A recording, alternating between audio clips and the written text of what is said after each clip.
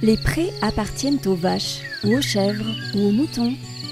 Les animaux les dégustent en pâture fraîche en été ou les reçoivent sous forme de foin à l'étable en hiver. Les prairies sont les restaurants des vaches. Et comme pour les restaurants, il y en a de toutes sortes. Il y a les prairies cantines, servant des repas utilitaires étudiés pour faire produire aux vaches un lait abondant mais ordinaire, rendant monotone la vie bovine. Puis il y a les prairies fleuries, ces prairies plaisir qui ouvrent l'appétit des vaches, renforcent leur défense naturelle et donnent au lait, au fromage et aux autres produits du terroir leur saveur caractéristique. Les prairies fleuries embellissent les paysages et accueillent tout un monde d'insectes, d'oiseaux, de reptiles, de batraciens. Les abeilles y butinent copieusement des nectars variés. Mais attention, ici on ne sème pas. Ce sont des prairies naturelles, résultant de pratiques agricoles ancestrales, préservant les éléments paysagers que les paysans maintiennent et transmettent. Pour valoriser ces prairies, à l'image des étoiles d'un guide gastronomique, un concours a été créé. C'est le concours des prairies fleuries. En ce matin de juin, un jury particulier se réunit. C'est un jury franco-allemand. Il doit juger les prairies fleuries d'agriculteurs du massif vosgien, éleveurs de la race bovine vosgienne, et d'agriculteurs du massif de la Forêt Noire, éleveurs de race Vorder-Welder.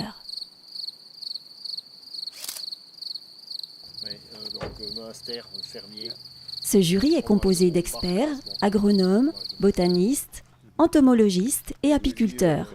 L'agriculteur candidat présente son exploitation, explique sa façon de gérer ses prairies et répond aux questions. Transformé en fromage. Le jury traverse la parcelle en diagonale en s'arrêtant au niveau de chaque tiers pour noter ses observations. Pour le pissenlit, il n'y était Il y a pas. encore des rumex là. Il y a des rumex, c'est les petites oseilles. Voilà, c'est plutôt acétosa là. Il y a quand même beaucoup de trèfles. Beaucoup de trèfles, oui, de trèfles blancs et de trèfles rouges. Oui.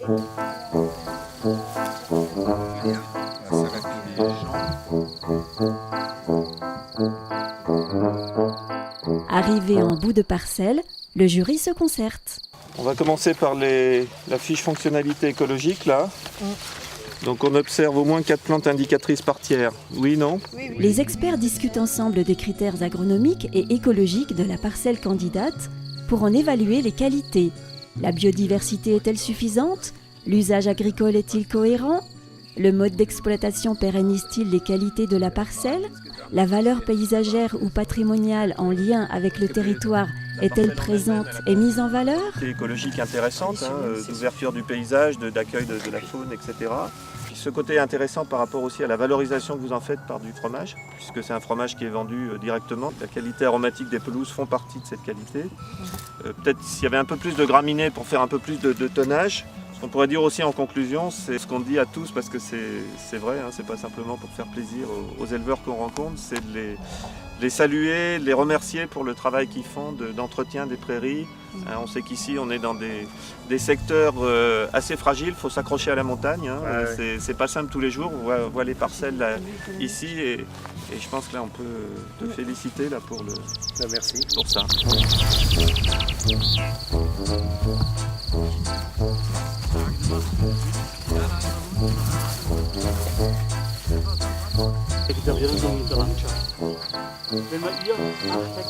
Alors, mais en tout, ça, c'est une prairie remarquable, avec une valeur totale de 22,7. Da kommen Sie rüber. Oh, ich werde mich Natürlich. Es müssen doch ein paar Topmodels da sein. Oh, danke für die Blumen. Ok.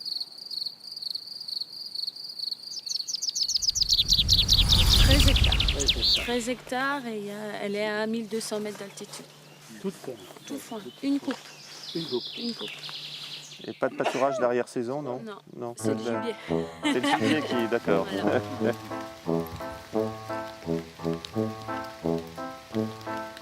Et l'idée L'idée générale du concours, c'est de mettre en valeur des agriculteurs qui savent associer la bonne valeur fourragère et la bonne valeur écologique des prairies. Donc c'est tout un métier et qu'on cherche à reconnaître. Une prairie fleurie se doit d'être productive et d'avoir la capacité de produire du fourrage de qualité, dense et bien implanté, fait de graminées à feuilles larges, de légumineuses, d'espèces à la fois précoces et tardives. Sur ça, peut-être, nous on dirait une prairie assez peu souple parce qu'en fait, bon, il y a bien plusieurs graminées, mais il y a quand même une très forte dominance de la fétuque rouge. Par contre, très bon report sur pied avec la fétuque rouge, quoi. Donc au total 14 espèces indicatrices pour l'ensemble. J'ai découvert cette centaurée là qui est donc très rare. Bemerkenswerte Art und deshalb auch ein Lebensraum, der besonders ist für.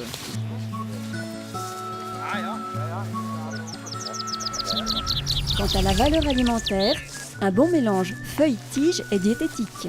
Il contient plus de fibres et c'est bon pour la digestion des dames vaches et autres brouteurs. Ouais, c'est pas mal. Le fenouil des Alpes stimule son appétit. D'autres plantes riches en tanins comme l'achillée, le pissenlit, ont des vertus antiparasitaires, la protègent naturellement des strongles et autres vers. Enfin, les plantes riches en composés aromatiques enrichissent le goût du lait, des fromages et de la viande. Facilité d'exploitation liée à la configuration de la parcelle, la situation, la taille, l'importance du sol. Là, on a mis 5. D'accord. 5, voilà. D'accord. On voulait saluer les efforts que vous faites ou le travail que vous faites pour maintenir des prairies comme ça, maintenir le paysage ouvert. La nature est très forte, ça va vite pour le faire. Vous arrêtez d'exploiter ici, dans 5 ans, il y a des arbres qui poussent là. Das ist schon ökologisch, kann man sagen. Ich sage immer, andere haben Bio-Betriebe und ich habe Öko-Betriebe. Bloß habe die Bio-Betriebe haben keine Blümchenwiese. Wir haben 20, ich habe mehr Hektar, aber ich habe gleich nur 24 Hektar gemeldet. La valeur écologique de la parcelle est liée à la variété des espèces présentes, mais aussi à la capacité de la prairie à les maintenir et les renouveler. Le jury inventorie les plantes indicatrices et observe. La flore est-elle équilibrée? Y a-t-il des espèces dominantes? La dynamique végétale évolue-t-elle bien? Sans fumure excessive, ni tassement du sol, ni épuisement? Les fonctions écologiques de la prairie sont aussi notées, car la parcelle peut jouer un rôle dans la protection de l'eau et des sols pour un territoire bien plus large.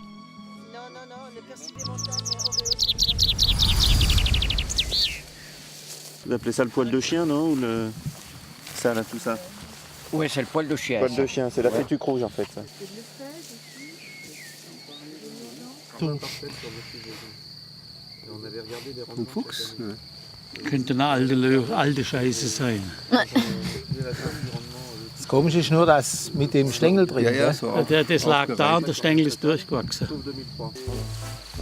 La diversité floristique apporte de la souplesse d'exploitation.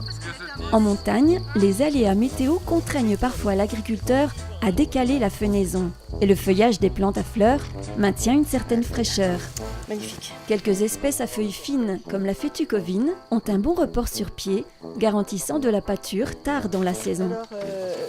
Donc dans la biodiversité, il y a des campanules, des rhinanthes, il y a des centaurées qui sont présentes aussi.